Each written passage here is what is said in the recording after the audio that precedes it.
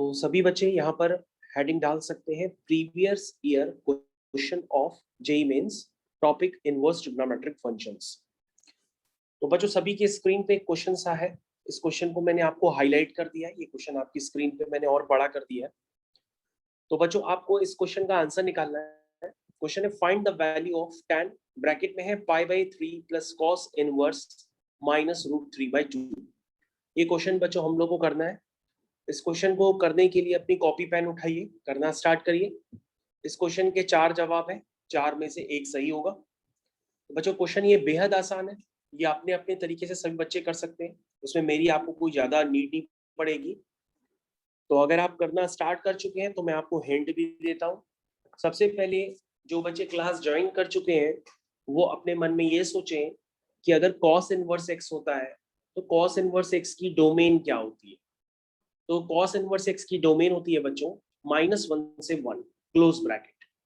तो सबसे पहले आप ये देखिए कि cos इनवर्स -√3/2 में जो ये -√3/2 है, क्या ये -1 से 1 के बीच का नंबर है? तो तुम कहोगे यस सर, ये -1 से 1 के बीच का नंबर है। इसका मतलब cos इनवर्स -√3/2 डिफाइंड होगा। समझ में आया बच्चों? अब आप इसकी प्रिंसिपल वैल्यू निकालेंगे। तो बच्चों cos इनवर्स cos x की जो प्रिंसिपल वैल्यू होती है वो 0 से पाई के बीच में लाई करती है, यानी 0 से 180 के बीच में लाई करती है, यानी फर्स्ट क्वाड्रेंट और सेकंड क्वाड्रेंट। सबसे पहले आप ये सोचेंगे कि हम √3/2 की वैल्यू cos के टर्म्स में क्या लिखेंगे। तो जो √3/2 होता है वो cos 30 डिग्री होता है। ठीक है, √3/2 क्या होता है? cos 30 डिग्री होता है। और 30 डिग्री को इन टर्म्स ऑफ रेडियन लिखेंगे तो आप लिखेंगे cos π/6। तो आप क्या लिखेंगे बच्चों? cos π/6 is 30 degree. समझ रहे? cos π/6 क्या है? 30 डिग्री। लेकिन अब आपको क्या सोचना है कि आपको उसको नेगेटिव करना है। तो आप कहोगे cos π-θ जो भी एंगल होगा वो फर्स्ट और सेकंड क्वाड्रेंट के बीच में ही लाई करेगा, यानी 0 से पाई के बीच में। तो अगर आप लिखेंगे cos π-π/6 तो वो क्या हो जाएगा? -cos π/6, that means -√3/2। और π-π/6 को आप क्या लिखते हैं बच्चों? 5π/6। तो इसका मतलब यहां तक सभी बच्चे समझ गए होंगे। अगर उनको इनवर्स ट्रिग्नोमेट्रिक फंक्शन थोड़ा बहुत भी पढ़ा होगा तो वो बिल्कुल हमारी आवाज को समझ रहे होंगे कि क्वेश्चन को सर ने किस तरह से किया। क्या किसी बच्चे को प्रॉब्लम है? अगर प्रॉब्लम है तो मेरे को बताएं। आपको कुछ नहीं करना है, आप cos इनवर्स के अंदर क्या लिखेंगे? cos 5π/6। 5π/6 मतलब क्यों लिखा? क्योंकि cos π-π/6 होता है -cos π/6, that means -√3/2। So -√3/2 can be written as cos π-π/6, that means cos 5π/6। तो cos इनवर्स के अंदर बच्चों हम क्या लिखेंगे? cos 5π/6। तो cos इनवर्स cos 5π/6 उसकी प्रिंसिपल वैल्यू 5π/6 होगी। अब बच्चों अब हम लोग क्या करेंगे? इस वैल्यू को रिप्लेस कर देंगे किससे बच्चों? 5π/6 से। और π/3 प्लस 5π/6 अगर हम इनको बच्चों आपस में ऐड करेंगे तो ये क्या बन जाएगा? इसको एलसीएम वगैरह लेके सिंप्लीफाई कर लीजिए तो ये बच्चों आ जाएगा tan π/6। और tan π/6 बच्चों क्या होता है? tan 30 degree. और tan 30 डिग्री कितना होता है बच्चों? 1/√3। तो कितने बच्चे हैं जिनको क्वेश्चन नहीं समझ में आया वो मेरे को अभी भी बता सकते हैं। इसके लिए आपको इनवर्स ट्रिग्नोमेट्रिक फंक्शन की डोमेन, रेंज, प्रिंसिपल वैल्यूज, इनका सबका आइडिया आपको पहले से होना चाहिए, तभी आप जेईई मेंस के क्वेश्चंस कर सकते हैं। ठीक है, तो कोई ऐसा बच्चा जिसको समझ में ना आया हो वो मेरे को अभी भी रिस्पॉन्स कर सकता है। सभी बच्चे अपनी कॉपी में आंसर निकाल लें। तो this is the exclusive question of JEE Mains. तो चेक इट। क्या माही को समझ में आ गया? निखिल को समझ में आ गया? Yes sir.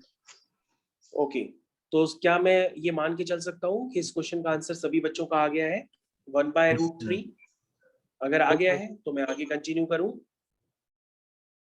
क्योंकि आप जितना टाइम दोगे क्वेश्चन में उतने हम क्वेश्चन कम करा पाएंगे। ये सारे जेईई मेंस के मैं आपको एक्सक्लूसिव क्लास दे रहा हूँ, आप पूरे क्वेश्चंस करते चले जाइए। जो भी क्वेश्चंस एग्जाम में भी बनेंगे वो उसके बाहर नहीं जाएंगे। आप अगर ध्यान से समझते हैं तो आपका टॉपिक ये रिवाइज हो सकता है।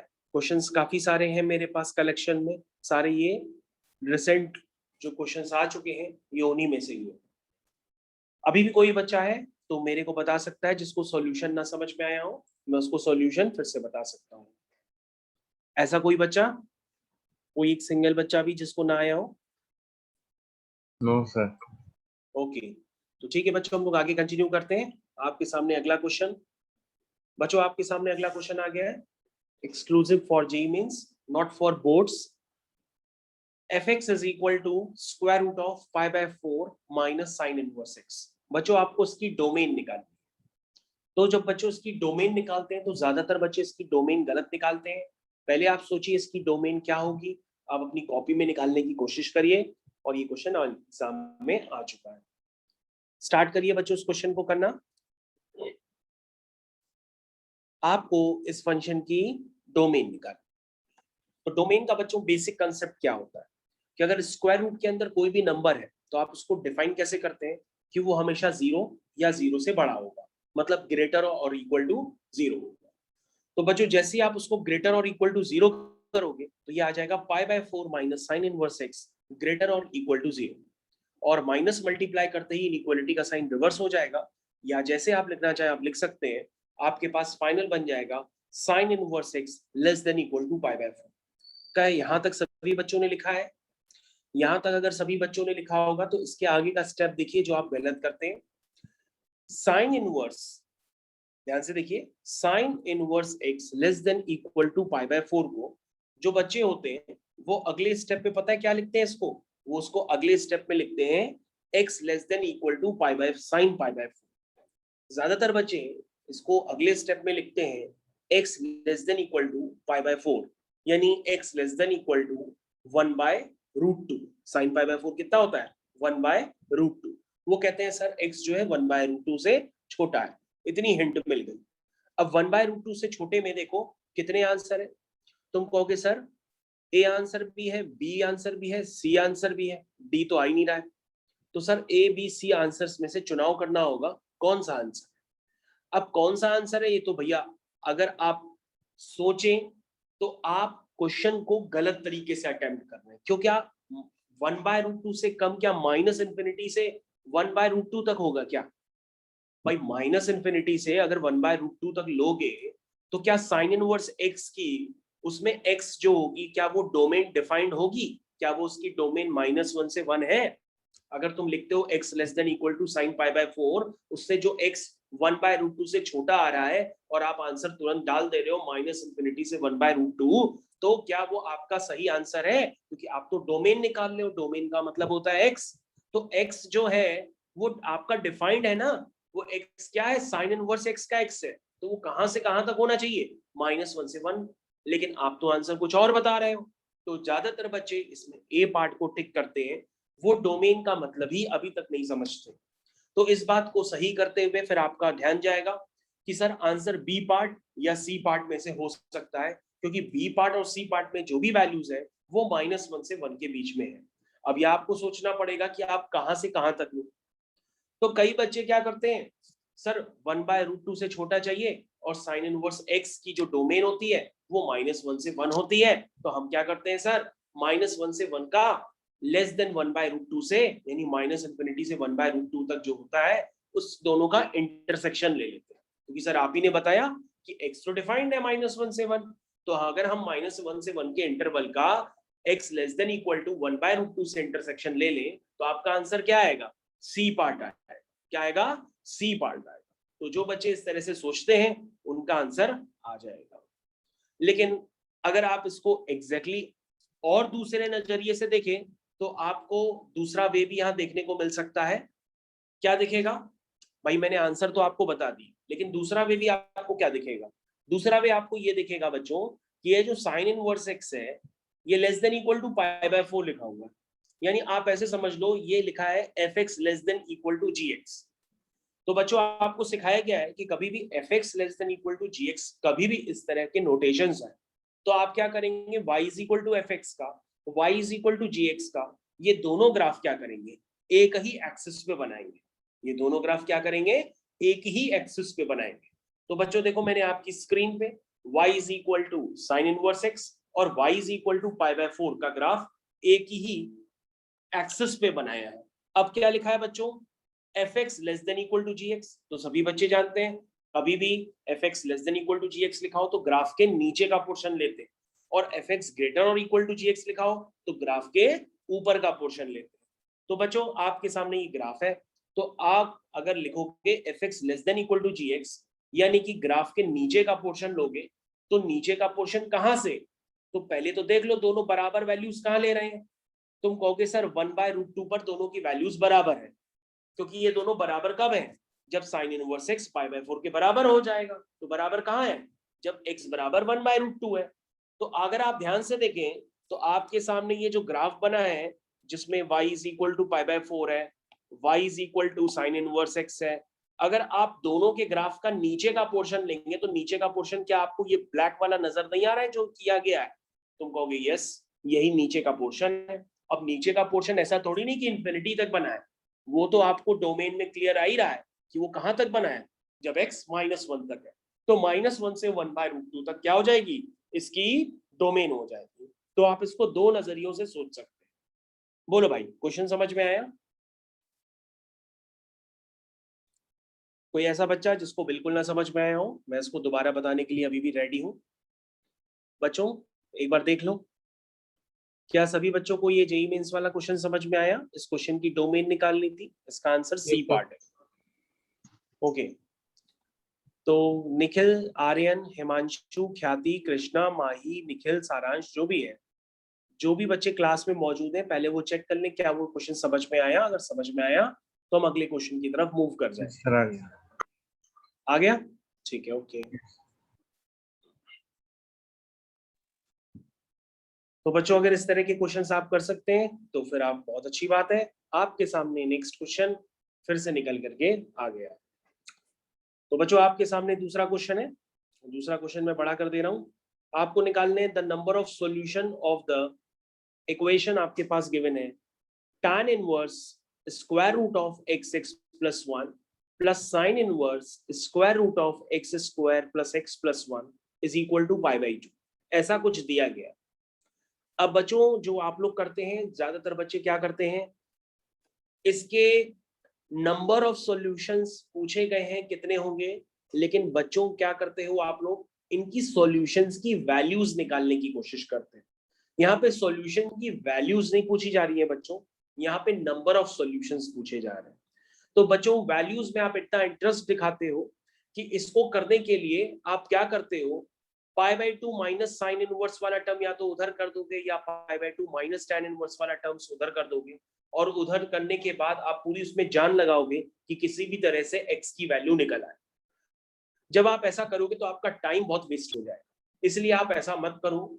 आप थोड़ा सा कॉमन सेंस लगाओ, क्योंकि ये बोर्ड के क्वेश्चन नहीं होते हैं कि आपको पूरे पूरे सॉल्व करने होते हैं, ये थोड़ा थोड़ा ट्रिकी होते हैं और थोड़ा थोड़ा जल्दी सॉल्यूशन निकालने वाले भी होते हैं।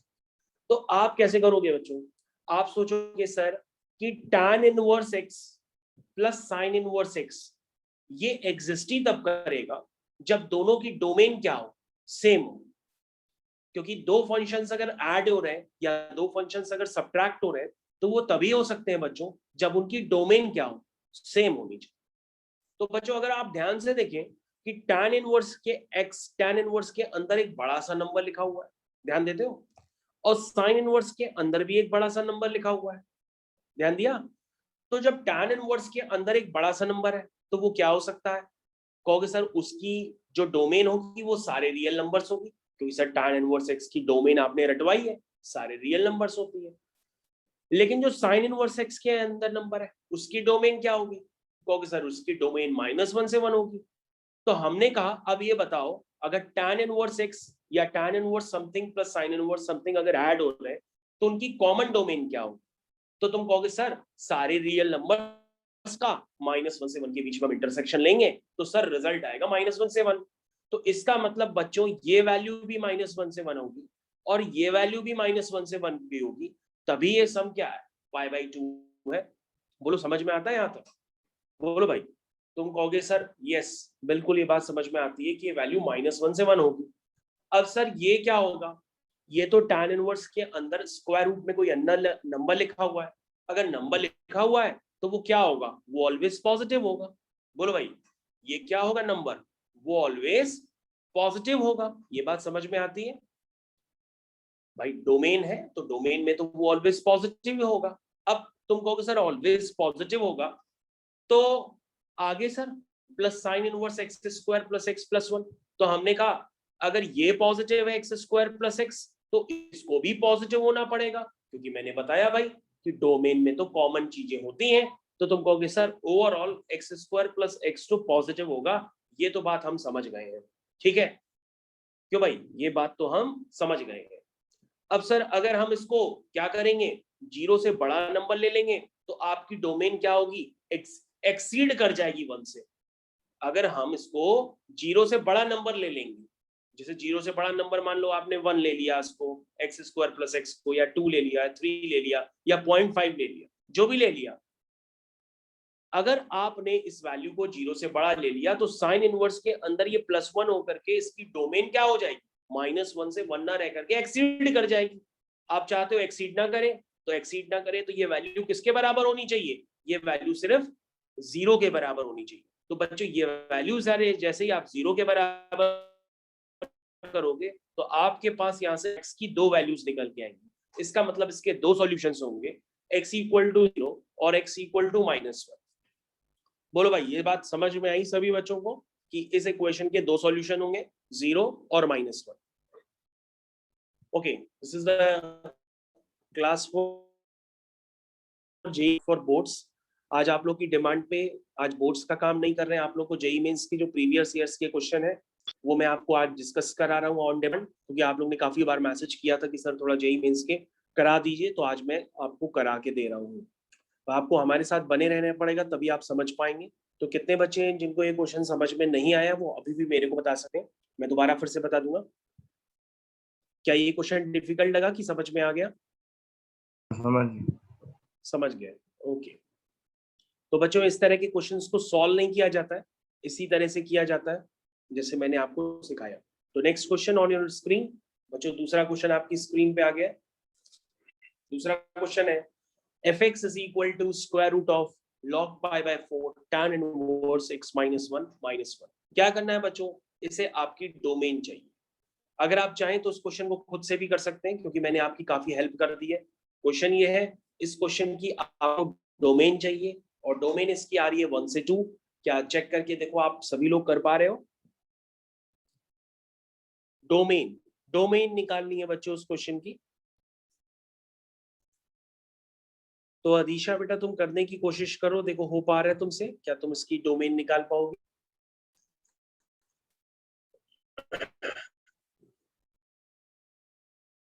ख्याति करो, कृष्णा करो, माही, निखिल, हिमांशु, ध्रुव, आर्यन करो।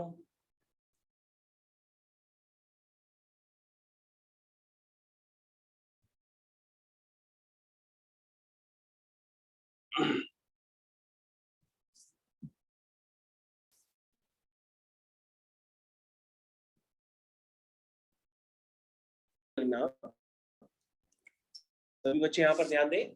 Next question of JEE Mains, इसकी आपको डोमेन निकालनी है। तो बच्चों उसकी डोमेन निकालते समय आप इस बात का जरूर ध्यान दीजिए कि यहाँ पे स्क्वायर रूट के अंदर जो भी नंबर है उसको आप पॉजिटिव तो करेंगे ही करेंगे, लेकिन आप ये बात जरूर याद रखिएगा कि log pi/4 tan inverse x -1। तो इस केस में जो किसी भी नंबर का अगर हम लॉग लेते हैं तो वो नंबर क्या होना चाहिए, पॉजिटिव होना चाहिए। क्या होना चाहिए? पॉजिटिव होना चाहिए। यानी कि अगर आप इन सारी बातों को लिखेंगे पूरी तरीके से तो ये सॉल्यूशन ऑलरेडी मैंने कर रखा है, तो वो सॉल्यूशन मैं आपको बताता हूँ। देखिए सॉल्यूशन आपकी स्क्रीन पे आ गया है। सबसे पहले बच्चों आप क्या कहेंगे कि tan इनवर्स log के पास है तो tan इनवर्स x -1 क्या होना चाहिए, ये भी पॉजिटिव होना चाहिए। होना चाहिए कि नहीं? और स्क्वायर रूट के अंदर ये log वाला पूरा टर्म्स है तो ये भी पॉजिटिव होना चाहिए। जब पॉजिटिव का मतलब >1 होना चाहिए। ये बात समझ गए होंगे आप लोग। तो बच्चों एक्सप्रेशन को देखें जो मैंने यहाँ पे लिखा हुआ है, तो यहाँ तक कंसेप्ट आपको क्लियर है कि नहीं, पहले यहाँ तक आप समझ लीजिए। और जो pi/4 नंबर होता है बच्चों ध्यान दीजिएगा, जो pi/4 नंबर है उसकी तरफ भी आप ध्यान दीजिएगा कि लॉग की प्रॉपर्टीज थोड़ी बहुत तो आपको पता ही होंगी। बिल्कुल नहीं पता है तो वो बेटा बता देना, फिर हम बताएंगे और क्या। तो बच्चों यहां तक आपको पूरा क्लियर होना चाहिए। कोई भी ऐसा बच्चा जिसको ना क्लियर हो वो मेरे को बता सकता है।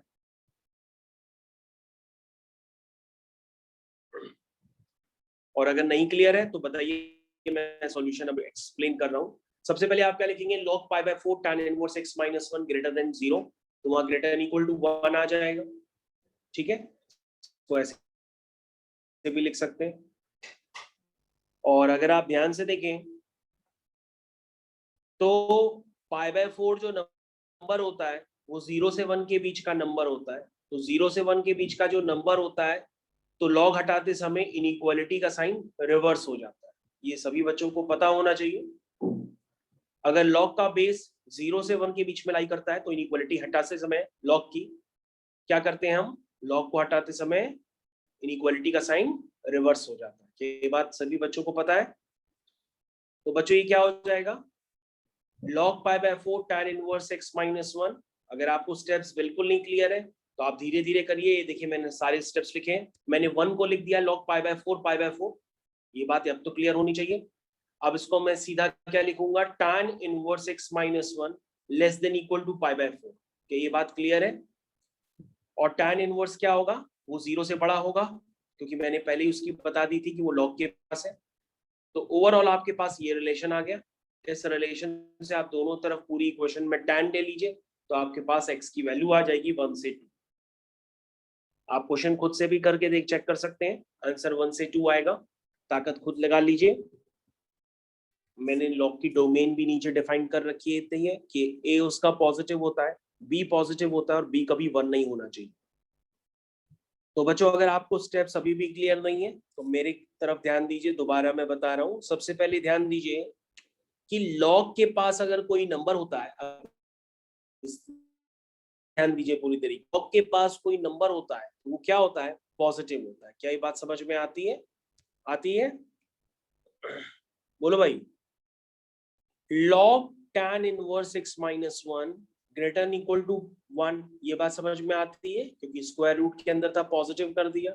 उसके बाद 1 को बच्चों मैंने लिख दिया log पाई बाय 4 इस तरह से लिख दिया। ये बात समझ में आनी चाहिए, यहां तक आती है? उसके बाद बच्चों इस वाले केस में हमने इनइक्वालिटी का साइन हटाया, तो इनइक्वालिटी का साइन जैसे ही हटाएंगे तो वो रिवर्स हो जाएगा। क्यों? क्योंकि पाई बाय 4 0 से 1 के बीच का नंबर होता है। तो ये साइन इसमें बदल जाएगा, यानी कि लॉग हटते ही आपको इस तरह से नजर आएगा कि tan inverse x minus 1 less than equal to pi by 4। और tan इनवर्स आप पॉजिटिव भी है। अब बच्चों क्या करिए, इस पूरी इक्वेशन में tan ले लीजिए। जैसे आप पूरी इक्वेशन में tan लेंगे तो आपके पास tan 0 0 बन जाएगा और ये वैल्यू आपकी x की निकल करके आ जाएगी। तो ऐसे कितने को बच्चे हैं जिनको क्वेश्चन नहीं समझ में आए हैं, वो मेरे को अभी भी बता सकते हैं?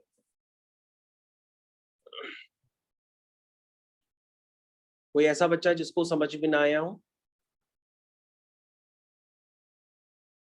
हमें इस क्वेश्चन की डोमेन निकालनी थी। सभी बच्चे ध्यान दें, डोमेन आप निकाल पा रहे हैं नहीं निकाल पा रहे हैं, आंसर चेक करिए। Exclusive question for JEE Mains. Aryan check करो बेटा, समझ में आया? Yes sir. ख्याति आपको आगे समझ में?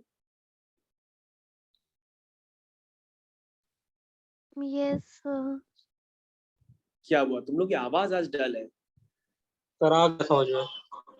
आगे समझ में? चलो, अपनी तबीयत वगैरह बच्चों अपना ख्याल रखो, घर पे रहो, सुरक्षित रहो। तो करना कुछ नहीं है, वही आप लोग को खांसी जुकाम वगैरह हो रहा होगा और कुछ नहीं होगा खास।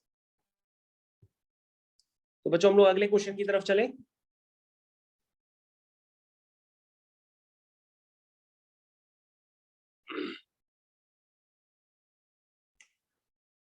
तो बच्चों यहाँ पर एक मिनट समझ लीजिएगा। आपने कल के टर्म पे देखा था कि साइन इनवर्स साइन एक्स, सभी बच्चों ने कल देखा था साइन इनवर्स साइन एक्स क्या होता है, एक पीरियोडिक फंक्शन होता है जिसका पीरियड 2 पाई होता है। लेकिन अगर आपके पास कोई कह दे कि sine of sine inverse x, तो ये एक डिफरेंट बात हो जाती है। कल मैंने आपको बता रहा था साइन इनवर्स साइन एक्स, आज मैं आपसे कह रहा हूं sine of sine inverse x. तो इन दोनों में बच्चों डिफरेंस होता है। तो कल मैंने आपको बताया था कि sine inverse of sine x periodic function होता है जिसका पीरियड 2 पाई होता है। Cos inverse cos x periodic function होता है जिसका पीरियड 2 पाई होता है। ये कल मैंने आपसे डिस्कस किया। लेकिन आज मैं आपको क्या बताने जा रहा हूं कि अगर आपके पास sine of sine inverse X आ जाए या cos of cos inverse X आ जाए, उसको आप एक्स लिख सकते हो, क्योंकि ये जो एक्स होता है वो साइन इनवर्स एक्स का एक्स है, और साइन इनवर्स एक्स का एक्स और कॉस इनवर्स एक्स का एक्स सेम होते हैं, क्योंकि वो दोनों ही कहां से लाई करते हैं, -1 से 1। तो बच्चों अगर x -1 से 1 के बीच में लाई करेगा, लेट से आपने साइन इनवर्स x की जगह x -1 पुट कर दिया, तो साइन इनवर्स -1 कितना होगा, वो -π/2 होगा। साइन इनवर्स -1 कितना होगा, -π/2 होगा। और साइन ऑफ -π/2 क्या हो जाएगा, -1 हो जाएगा। तो y क्या आया, -1 on putting the value of x when x equal to -1. Now putting the value of x equal to 1, then sin inverse 1 becomes π/2 and sin π/2 is become 1.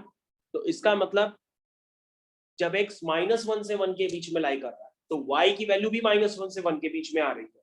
तो इसका मतलब क्या हुआ कि इसका ग्राफ क्या है, एक बाउंडेड ग्राफ है। और बाउंडेड ग्राफ कभी पीरियोडिक नहीं होते, पीरियोडिक तो वो होते हैं जो चलते रहते हैं। तो बच्चों आपके सामने sine of sine inverse x का ग्राफ हाजिर है, आपको पता होना चाहिए। और नहीं पता है तो मैं आपको एक्सप्लेन भी कर रहा हूं, इस बात को समझिए कि sine of sine inverse x, अगर एक्स लाई करता है -1 से 1, वो तो साइन इनवर्स एक्स का एक्स है ही, वो तो -1 से 1 होएगा ही होगा।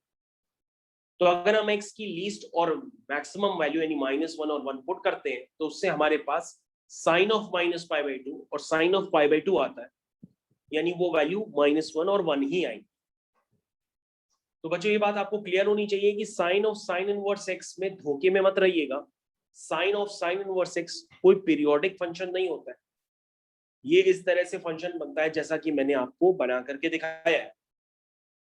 यानी कि sine of sine inverse x, cos of cos inverse x, इसका रिजल्ट x होता है जब x लाई करेगा -1 से 1। ठीक है, क्लियर है। तो सभी बच्चों को साइन इनवर्स साइन एक्स और sine of sine inverse x में डिफरेंस पता होना चाहिए। मैंने कल आपको साइन इनवर्स साइन एक्स का ग्राफ बताया था कि वो पीरियोडिक होता है, इसका पीरियड 2 पाई होता है, लेकिन ये पीरियोडिक नहीं होता, इसको हम लोग ए पीरियोडिक कहते हैं, यानी ये पीरियोडिक नहीं है। उसी तरीके से बच्चों अगर आप ध्यान से देखें, tan of tan inverse x, cot of cot inverse x x होगा, क्योंकि आप जानते हैं tan इनवर्स x और cot इनवर्स x की डोमेन क्या होती है, सारे रियल नंबर्स होती है। तो सारे रियल नंबर्स जब आप लेंगे -∞ से +∞, तो no tan of +∞, tan of -∞, जब ये सारे वैल्यूज आप लेंगे तो अगर आप ध्यान से देखेंगे तो आपको समझ में आ जाएगा कि ये रिजल्ट क्या निकल के आएगा।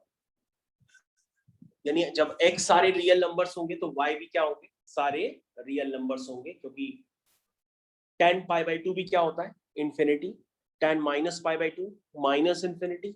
इसका मतलब y भी सारे रियल नंबर्स और x भी सारे रियल नंबर्स। तो बच्चों tan of tan inverse x, cot of cot inverse x x होते हैं जहां पर x और y दोनों ही रियल नंबर्स होते हैं, और ये अगेन ए पीरियोडिक ग्राफ है, ये पीरियोडिक नहीं। तो बच्चों ये बात समझ में आ गई, ठीक है। तो बच्चों ये ग्राफ होता है tan of tan inverse x का, ये स्ट्रेट लाइन इस तरह से चलती रहती है इंफिनिटी तक, ये बात आपको समझ में आनी चाहिए।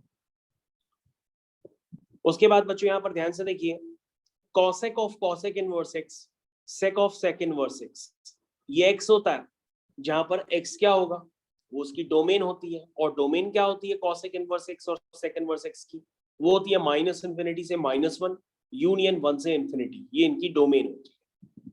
ठीक है, यानी y इक्वल टू एक्स का ग्राफ क्या बनाएंगे आप, इसकी डोमेन में ही तो बनाएंगे, और डोमेन कहां से चालू होती है, -∞ से -1 यूनियन 1 से इंफिनिटी। जब आप ऐसा करेंगे तो y की वैल्यू भी क्या आएगी, -∞ से -1 यूनियन 1 से इंफिनिटी। तो बच्चों ये भी एक ए पीरियोडिक ग्राफ होता है जो अपनी डोमेन में बना हुआ है, यानी -1 से 1 के बीच में इसको नहीं बनाया गया। तो ये बात आपको समझ में आनी चाहिए। बोलो भाई, समझ में आती है सबको ग्राफ? बात ये समझ में आ रही है? तो आपने तीनों में डिफरेंस देखा कि cosec of cosec inverse x भी अपीरियोडिक है, tan of tan inverse x भी अपीरियोडिक है, sin of sin inverse x भी अपीरियोडिक है, मतलब पीरियोडिक नहीं। तो ये बात आपको समझ में आनी चाहिए। तो बच्चों आपकी स्क्रीन पे next question, the numerical value of, मैंने क्वेश्चन बड़ा कर दिया है, आपकी स्क्रीन पे क्वेश्चन लगा रहा हूं। आपको इसकी वैल्यू निकालनी है कि इसकी वैल्यू क्या आएगी। tan ऑफ ब्रैकेट में 2 tan इनवर्स 1/5 माइनस 5/4।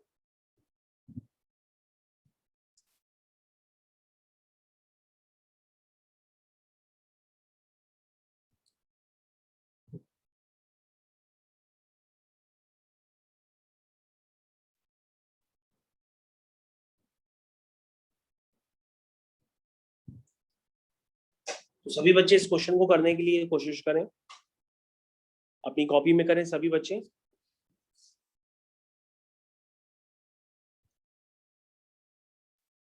तो बच्चों मैंने जस्ट अभी आपको एक्सप्लेन किया है कि sign inverse -x, tan inverse -x, cosec inverse -x, ये तीनों ही ऑड फंक्शंस की कैटेगरी में आते हैं, यानी ये माइनस टाइम्स दैट फंक्शन हो जाएंगे। लेकिन जो बाकी बचे फंक्शन है cos inverse, cot inverse, sec inverse, तो नहीं है इवन फंक्शन है, नहीं है ऑड फंक्शन है।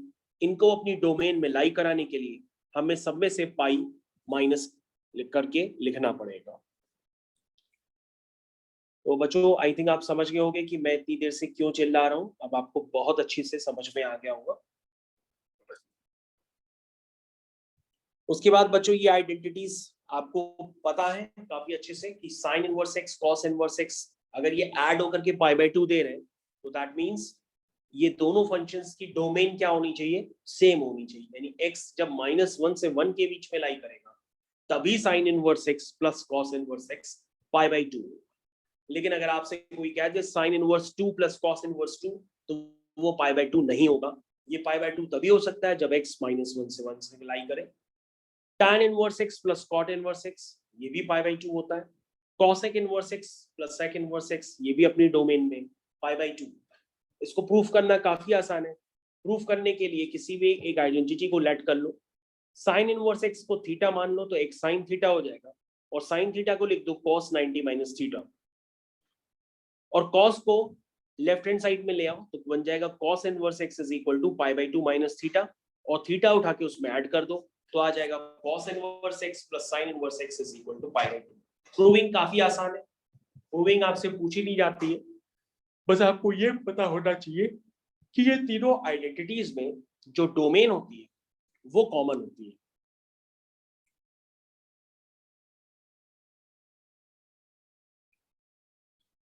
तो बच्चों अगला क्वेश्चन आपकी स्क्रीन पे ये रहा, ये क्वेश्चन आ गया आपकी स्क्रीन पे बच्चों।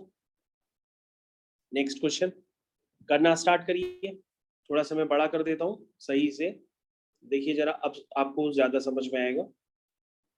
आपके पास क्वेश्चन है साइन इनवर्स, इस तरह से क्वेश्चन लिखा हुआ है। सभी बच्चे इस क्वेश्चन को अटेम्प्ट करना स्टार्ट करें। तो बच्चों क्वेश्चन आपके सामने है, आपको करना कुछ नहीं है, आपको यूज करना है sine inverse x plus cos inverse x is equal to π/2। ये आइडेंटिटी तभी हो सकती है जब दोनों के x दोनों जगह x होना चाहिए, यानी कि दोनों की वैल्यूज दोनों जगह जो जीबी के इनफाइनाइट टर्म्स का सम है वो दोनों जगह सेम होना चाहिए, तभी इनका सम π/2 हो सकता है। तो मैंने क्या किया, दोनों की जीपी क्या इनफाइनाइट टर्म्स का सम लिखा, उनको इक्वेट कर दिया, जैसे इक्वेट किया वहां से x की वैल्यू 1 आ गई, दैट मींस यहाँ पर x की वैल्यू 1 है, आंसर 1 निकल करके आ गया। बच्चों नेक्स्ट क्वेश्चन आपकी स्क्रीन पे, ये क्वेश्चन मैंने बड़ा कर दिया है तो मैं दोबारा लिख देता हूं, ये देखो मैंने क्वेश्चन बड़ा कर दिया है। बच्चों अगला क्वेश्चन करना स्टार्ट करिए। If the range of the expression is close bracket m to n, then the value of m plus n is। Okay सभी बच्चे अब ध्यान से देखें इस क्वेश्चन को, ये भी एग्जाम का क्वेश्चन है, कैसे करेंगे ध्यान से देखिए। बच्चों क्वेश्चन में लिखा है sine inverse x plus cos inverse x plus tan inverse x, इसकी जो रेंज है वो close bracket m to n। अब आपको m टू n ये रेंज निकालनी है और दोनों का सम करना है, आंसर बताना। कहोगे सर क्वेश्चन काफी इजी है, हमने कहा कैसे? कहोगे सर अगर ये आपस में ऐड हो रहे हैं तो ये तभी ऐड हो सकते हैं जब इनकी डोमेन सेम है, यानी sine inverse x plus cos inverse x plus tan inverse x, यानी साइन इनवर्स एक्स की -1 से 1, कॉस इनवर्स एक्स की -1 से 1, tan इनवर्स एक्स की सारे रियल नंबर्स। अगर हम इनका इंटरसेक्शन लेंगे तो डोमेन आएगी ओवरऑल -1 से 1, और अगर x -1 से 1 है तो sine inverse x plus cos inverse x की वैल्यू हम जानते हैं कि ये वैल्यू π/2 हो सकती है।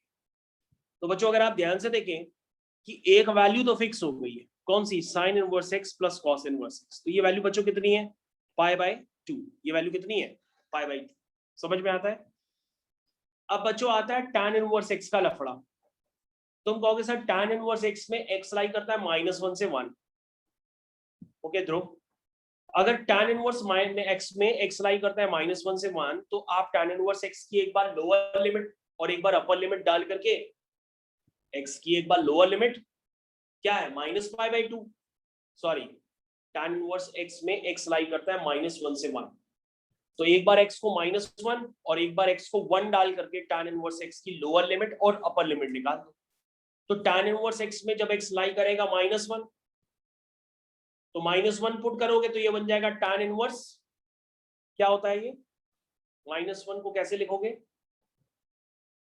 कहोगे सर ये फर्स्ट और फोर्थ क्वाड्रेंट में लाई करता है इसका आंसर, तो हम tan इनवर्स -1 की अगर प्रिंसिपल वैल्यू निकालेंगे तो -1 को हम लिख देंगे tan ऑफ -π/4, क्योंकि -π/4 tan इनवर्स x की जो रेंज होगी -π/2 से π/2 के बीच में लाई भी करता है, यानी tan इनवर्स x की जो लोअर रेंज है वो है -π/4, और जब आप x में 1 पुट करोगे तो अपर रेंज आएगी +π/4, यानी कि sin inverse x plus cos inverse x तो π/2 है, लेकिन tan इनवर्स x लाई करता है -π/4 से +π/4, यानी कि π/2 में अगर आप -π/4 ऐड करोगे तो इस फंक्शन की लोअर रेंज आ जाएगी, यानी m आ जाएगा, और π/2 में आप π/4 ऐड करोगे तो क्या आ जाएगा? इसकी अपर रेंज आ जाएगी। ये बात समझ में आती है? यानी कि m और n की वैल्यू कहां से लाई करेगी? आपकी स्क्रीन पे लिखा है π/2 -π/4 से लेकर के π/2 + π/4, यानी आपको ये बात क्लियर है कि m की वैल्यू π/4 है और n की वैल्यू 3π/4 है, और आपसे m और n नहीं पूछे गए, m + n पूछे गए हैं, तो उसका सम आएगा पाई। बोलो भाई समझ में आता है? Yes sir. ओके, मजा लिया? Yes sir.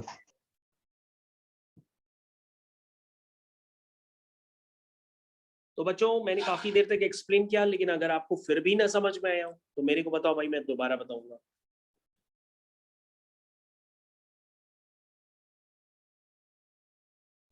आज बच्चे अपने मन से ज्वाइन कर रहे हैं और अपने मन से लीव कर रहे हैं, कभी भी आ जाते हैं कभी भी चले जाते हैं। अभी एक नया बच्चा है, उसका नाम है अंबर गुप्ता। स्वागत है बेटा।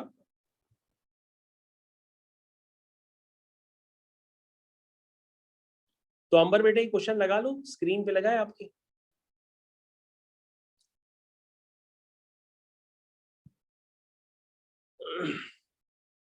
क्या हुआ, लगाया?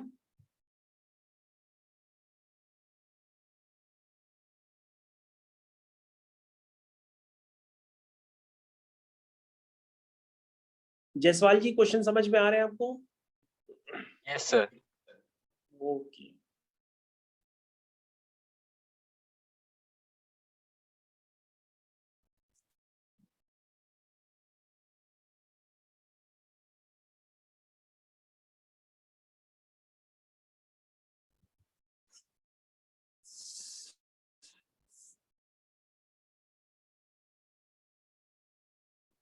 तो मेरे से अभी जस्ट क्या कहते हैं 2 दिन पहले एक बच्चे ने क्वेश्चन पूछा था मेरे से, अभी जस्ट 2 दिन पहले, बच्चे का नाम भूल गया, किसी ने पूछा था, उसने हमसे पूछा था साइन इनवर्स एक्स का whole square plus cos inverse x के होल स्क्वायर की ग्रेटेस्ट और लीस्ट वैल्यू निकालने के लिए उसने मेरे से कहा था। तो मैंने पूरा सॉल्यूशन बनाया और उसमें डाल दिया, हर जगह बल्कि शेयर भी किया, इंडिविजुअल बच्चों को भी भेजा। लेकिन मैंने उस बच्चे से कराया था, मैंने उस बच्चे से कहा था कि ये क्वेश्चन मैंने इससे टफ वाला कराया है। कह रहे थे सर कब कराया था आपने? देखो आपकी स्क्रीन पे, जो बच्चा साइन इनवर्स एक्स का whole cube plus cos inverse x के होल क्यूब की मिनिमम वैल्यू निकाल सकता है, तो वो साइन इनवर्स एक्स के whole square plus cos inverse x के होल स्क्वायर की भी मिनिमम वैल्यू निकाल सकता है। और ये होल स्क्वायर वाला तो जेईई मेंस का क्वेश्चन है इस बार। और उससे पहले तो मैं आपको होल क्यूब वाला बता चुका हूं, तो होल स्क्वायर वाला भी करने का वही पैटर्न है जो होल क्यूब करने वाले का पैटर्न। तो कैसे करेंगे? कहोगे सर बहुत आसान है, कुछ भी नहीं है। हम थोड़ी देर के लिए सर इस तरह के सॉल्यूशन को आपके सामने लगा रहे हैं, जरा देख लीजिए आप, और कोई डाउट हो तो पूछिए। अगर मैं आपसे पूछता हूं कि a cube plus b cube को आप क्या लिख सकते हैं, तो आप कहोगे sir a plus b into bracket a square plus B square minus A b. तो हमने कहा ए प्लस बी आपका डिफाइंड है, क्योंकि ए की जगह साइन इनवर्स एक्स है, बी की जगह कॉस इनवर्स एक्स है, यानी sine inverse x plus cos inverse x तो पाई बाई 2 है। इसलिए कोशिश करो कि जहां जहां ए प्लस बी यानी sine inverse x plus cos inverse X आ जाए उसको डिफाइन करने की कोशिश करो, क्योंकि उसको तुम पाई बाई 2 से रिप्लेस कर सकते हो। तो तुमने कहा ठीक है सर, बाहर सर ए प्लस बी है तो उसको हमने पाई बाई 2 लिख दिया, और ब्रैकेट में A square plus B square minus A B है। सर मैंने A square plus B square को लिख दिया ए प्लस बी का whole square minus 2 A B minus A B, that means minus 3 A B. और sir फिर से मैंने पाई बाई 2 डाल दिया, तो ये अंदर बन गया pi square by 4 minus 3 sign inverse x cos inverse x.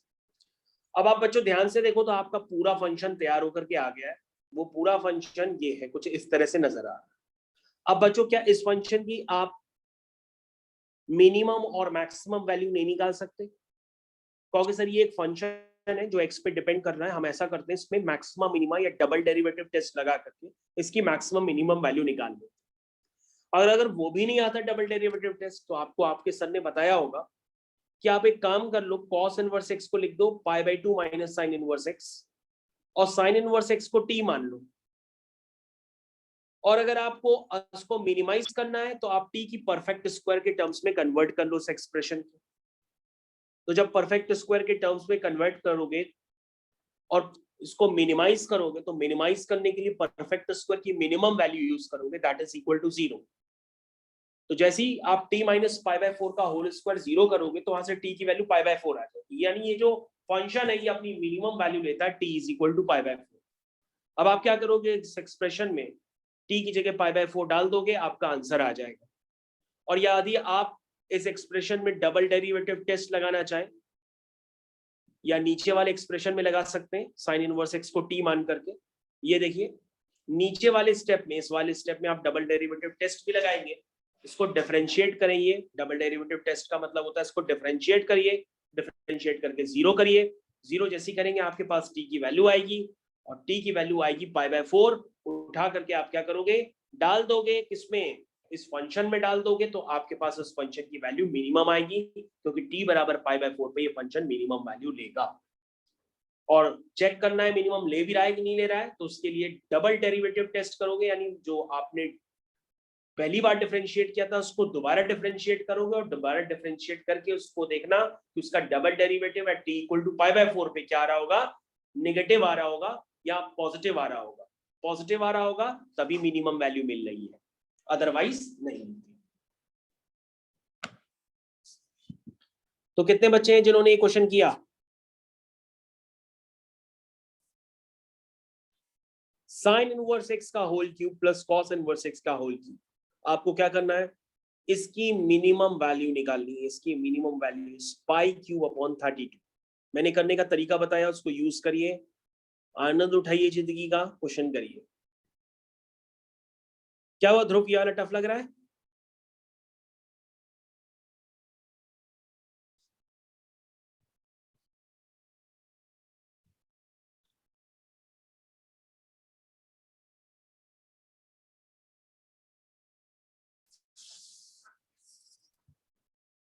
Okay, ध्रुव ने करके सॉल्व करके आंसर भी भेज दिया।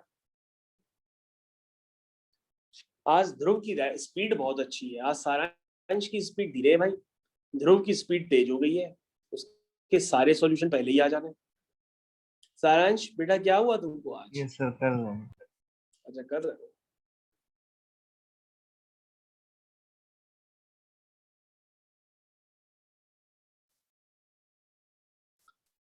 आपके सामने सॉल्यूशन भी लगा हुआ है, मेहनत करिए खुद से, मेरे से सॉल्यूशन मत कराइए। अगर आप खुद मेहनत करेंगे तो आपको ज्यादा अच्छा लगेगा। देखिए मैंने सारे स्टेप्स भी लिख रखे हैं, और अगर किसी को डबल डेरिवेटिव टेस्ट या किसी को फंक्शन की मिनिमम वैल्यू निकालने का तरीका ना पता हो तो मेरे को बताएं।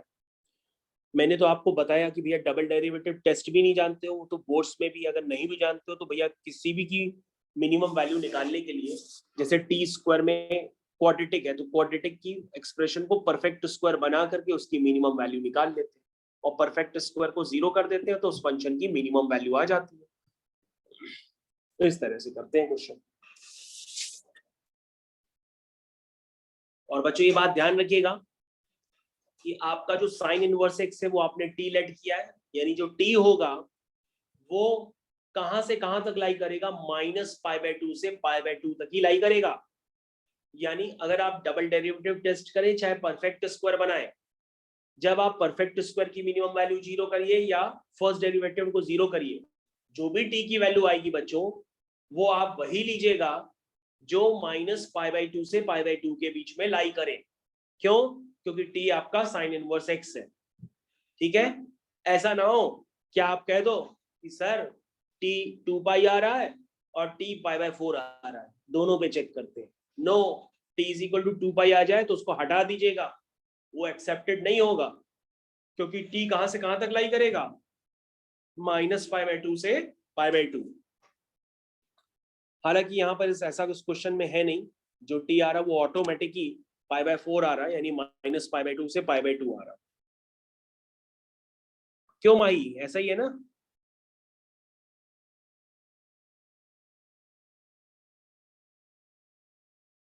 माही को क्वेश्चन टफ लग रहा है, कह रही सर नहीं हो पा रहा है। माही टफ लग रहा है, अदीशा टफ है, आर्यन टफ है बहुत।